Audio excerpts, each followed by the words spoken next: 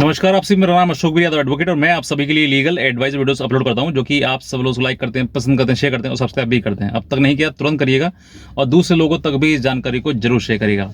बहुत सारे हस्बैंड्स ऐसे हैं जो सेक्शन 498A के होने के बाद उतना परेशान हो जाते हैं जितना कि आदमी को अपना जीवन जो है वो ऐसे लगता है जैसे कि बिल्कुल उसको समाप्त कर देना चाहिए, क्योंकि अब जो हमारे बस की बात नहीं है हम इस चीज को जी लें आगे। तो आज मैं आपको वही बताऊंगा कि आपको अगर आपके ऊपर सेक्शन 498A या मेंटेनेंस या पत्नी किसी प्रकार से बहुत ज्यादा बुरे तरीके से उसने आपके ऊपर केस कर दिए हैं, तो आपको डरने की या घबराने की आवश्यकता नहीं है।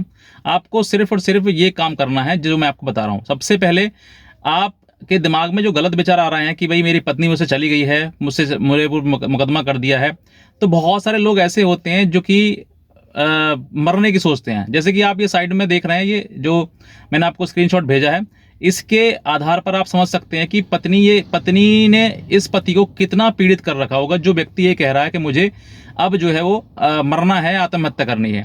तो ये सब चीज़ें जो है वो बहुत कॉमन नहीं होती हैं, बहुत कम लोगों के साथ में सारी तरीके चीज़ें होती हैं।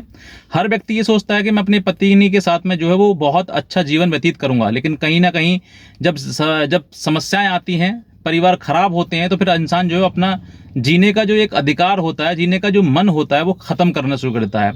ऐसे कई लोगों के साथ में हुआ है जिनकी मैं लगातार मदद करता हूं और कहीं ना कहीं मैं उन लोगों को मोटिवेट भी करता हूं कि भाई आपको ऐसा काम नहीं करना है। अगर आप ऐसा काम करेंगे तो सोच कर देखिए कि आपके ना होने पर किस व्यक्ति को सबसे ज्यादा फर्क पड़ेगा। क्या उस व्यक्ति को फर्क पड़ेगा जिसके लिए आप जा रहे हैं? नहीं।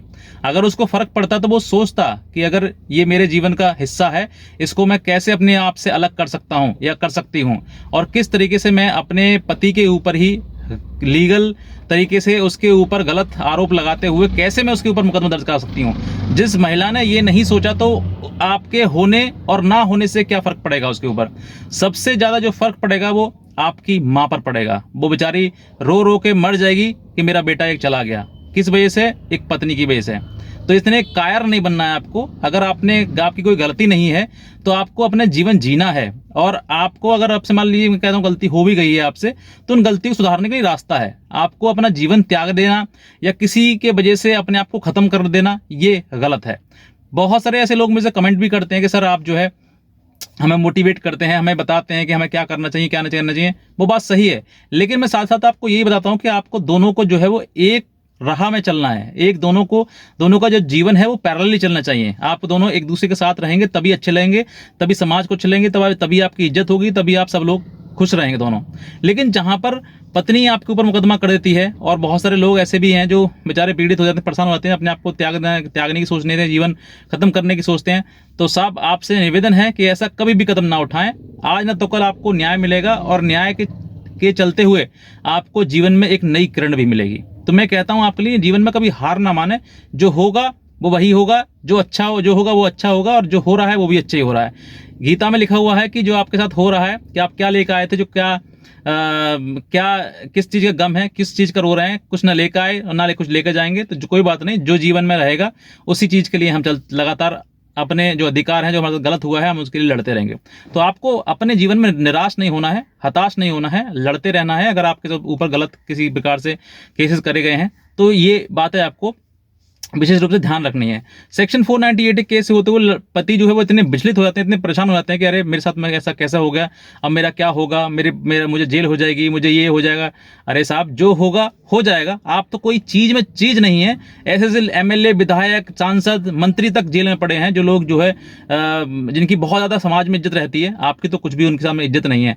तो गलत कुछ नहीं है, ये कानून अगर प्रक्रिया है। अगर आपको किसी भी प्रकार की कोई परेशानी होती है या फिर आपको परेशानी आती है आपके जीवन में, तो आप ये मत समझिए कि मैं इस जीवन को खत्म कर लूं। नहीं, आपके समय जो अगर जीवन में आपकी परेशानी आई है, तो इसका मतलब ये है कि आप जो है अब अपने जीवन में आपके में बदलाव होने वाला है, धीरे धीरे बदलाव हो रहा है। आप एक अलग व्यक्ति, समाज के व्यक्ति जो है, आप अलग तरीके के व्यक्ति बनते चले जा रहे हैं। कहते हैं जिस पत्थर में छेनी हथौड़े की चोट से दर्द होता है, उसमें मूर्त कभी नहीं बनती है। तो आपके ऊपर छेनी हथौड़े चल रहे हैं, आपकी भविष्य में हो सकता है कि आप मूर्त बन जाएं, आपकी पूजा होने शुरू हो जाए।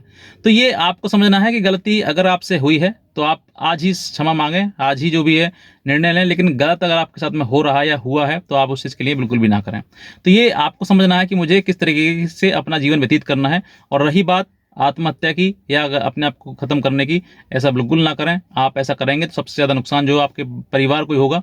आपका भाई, आपकी माँ, आपके पिता, ये सब लोग जो है वो बहुत ज़्यादा परेशान हो जाएंगे और हो सकता है कि आपके पीछे पीछे वो भी अपना जीवन खराब कर लें और पता ना क्या हो जाए। तो आपको समझना है कि मेरे ना होने पर उस व्यक्ति को जिसकी वजह से हमने अपना जीवन त्यागा, उस पर कोई फ़र्क नहीं पड़ेगा। पड़ेगा फ़र्क तो सिर्फ और आपके भाई पर, आपकी बहन पर, आपके पिता पर, आपकी माँ पर। तो इन चीज़ों को विशेष रूप से ध्यान रखिएगा। किसी प्रकार के आप गलत मत सोचिएगा।